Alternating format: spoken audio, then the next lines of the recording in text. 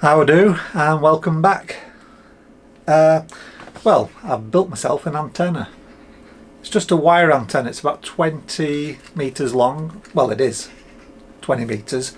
And I'm going to actually put it up outside, or I wanted to, and see how well it performs. I'll need to do some tuning to it, and that's where the problem started, because my antenna tuner, which is this, has run out of battery. I'm terrible with batteries. So I'm going to have to plug that in. It charges with a USB, so I don't know how long it's going to take, but hopefully I might be able to get it up and then play around with it and tune it in and see how well it performs.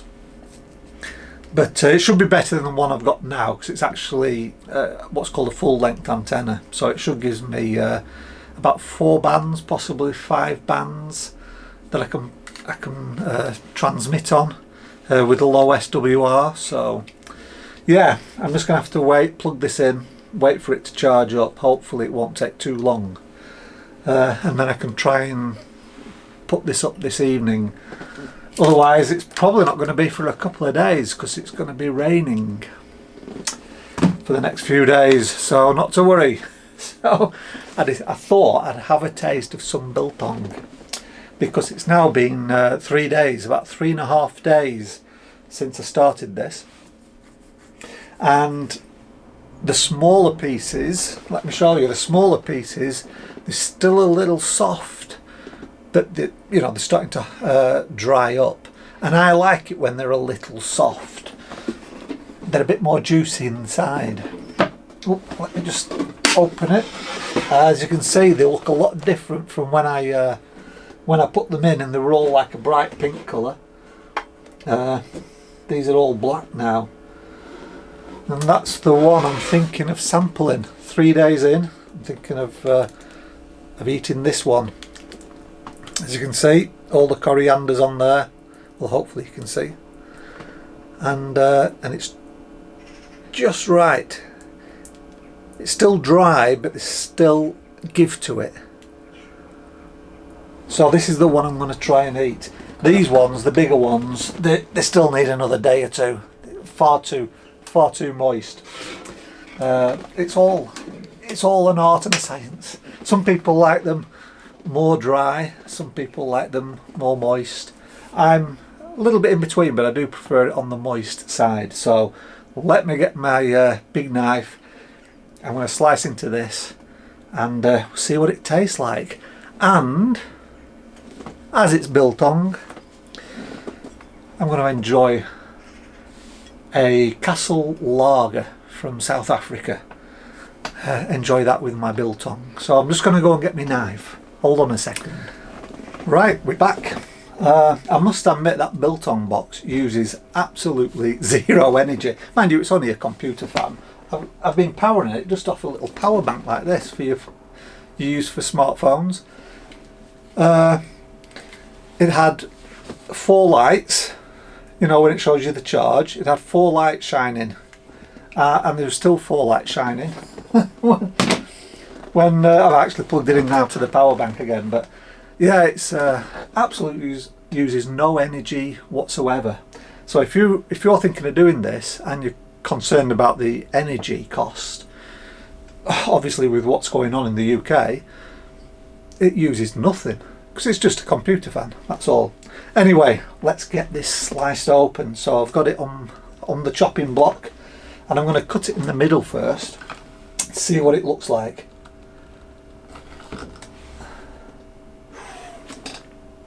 Ooh, that looks nice. See how dark it's gone? That's but it's still a little bit red, or at least it is to me. It may be a bit darker on camera, but just in the middle it's just a little bit red. Of course it will go very dark as you leave it longer and longer. In a couple of days this will probably take on like a purpley colour, but this looks nice. And I'm going to just make a few slices. This knife is absolutely razor sharp. So I'm always careful with it. I mean, it really is phenomenally sharp. And let me open up the bottle of Castle. I've done a review of Castle, if you remember. So if you want, you can go back and have a look at that video. Oops, a bit lively. So here we go. Let's have a taste of the Biltong. Oh yeah, look at that. Oh, yeah. You can't see, it's a bit. I think it's a bit too dark on camera. Not to worry. There's a really nice though, like reddishness to this. Okay, I'm gonna take a bite.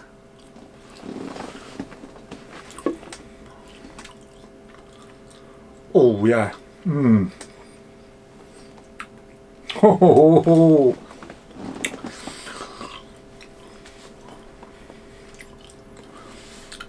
It's a bit too moist for me. I think another day and it's cracker. But you've got a nice crusty outside. Oh, that's lovely. That is absolutely lovely. Top side cut along the grain, because obviously now I'm cutting it like a steak. I'm cutting it across the grain, so it's very easy to chew. And the flavours that come out, the beef flavour, and mixed with the coriander and the pepper. Oh. Washed down with a South African beer.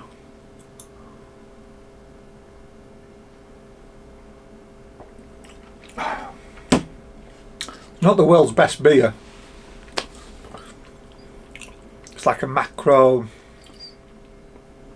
maize corn American style beer, but it's nicely chilled, and it's a nice way to pass the afternoon whilst I'm waiting for my antenna analyzer to charge, which I'm going to actually put back on now. Took it off charge to show you. Put it back on charge. And then hopefully in an hour or so, early evening, I can go out and see if I can put this antenna up and tune it, unless it starts raining again. It's been raining all afternoon. We've got a bit of a break now, but I think it's due back this evening, later on, and tomorrow. Oh, well, it doesn't matter, does I can sit indoors and eat my biltong. Give this a go, really. Very easy to make. You don't need a biltong box. You can use a food dehydrator to start with. This is superior to a dehydrator. When you've given it that time, slowly dried it. This is far superior, I think, than the quick blast of hot air for about 10 or 12 hours in a dehydrator. But that's what I use for a long while, and it does produce nice biltong. You just need somewhere where there's a movement of air and it'll just dry. The reason it's quicker in a dehydrator is because it uses a heating element, and the fan blows hot air over the beef. But if you're not careful, it starts to cook it as well. So you've got to be pretty good with temperatures. Oh, this is beautiful. Right. Well, I'm not going to have too much. The problem with biltong is you can eat too much, and don't forget, because it's dried. You know, the pieces of beef look a lot smaller than what they were. I mean, if you was cooking it, for example, you could easily get through a roast of beef in a day, just nibbling on this beautiful snack. You know, and then you're still sitting down for your dinner. You've just had like best part of a roast, just in snacks. and then you're still eating, you know, whatever it is you're having for dinner as well, and lunch. So yeah, you've got to be a bit careful. Fantastic. That'll probably be gone by weekend. I'm going to be making another batch, which is always the case. Okay, well, thanks for watching.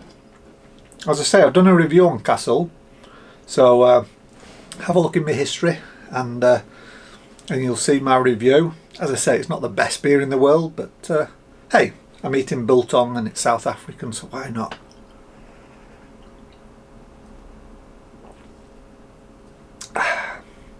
Bye bye for now.